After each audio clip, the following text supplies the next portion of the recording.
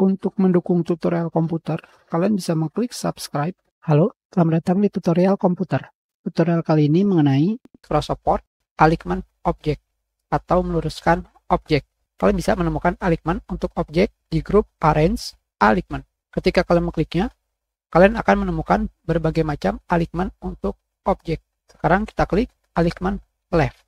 Yang harus kalian ketahui adalah alignment ini kita luruskan pada margin. Ini adalah settingan awal atau settingan default dari alignment object. Dengan kata lain, dimanapun kalian menaruh objek kalian, seperti ini misalkan, kalian pilih alignment dan kalian pilih alignment left, maka dia akan disejajarkan pada margin yang kalian setting. Ini adalah margin yang warna abu-abu, seperti ini.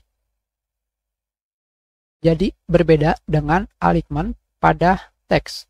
Yang berikutnya, alignment center, alignment right, alignment top, alignment middle, dan alignment bottom. Sekarang kita tambah objeknya, kita pilih dua objek, kita pilih alignment left, alignment center, alignment right, alignment top, alignment middle, alignment bottom. Kita tambah kembali objeknya, kita gunakan kembali alignment left, alignment center, alignment right, alignment top, alignment middle, alignment bottom. Kita tambah kembali objeknya, alignment left, alignment center, alignment right, alignment top, alignment middle, alignment bottom. Yang berikutnya adalah distribute horizontally. Sebelum itu, kita pilih alignment middle, distribute horizontally.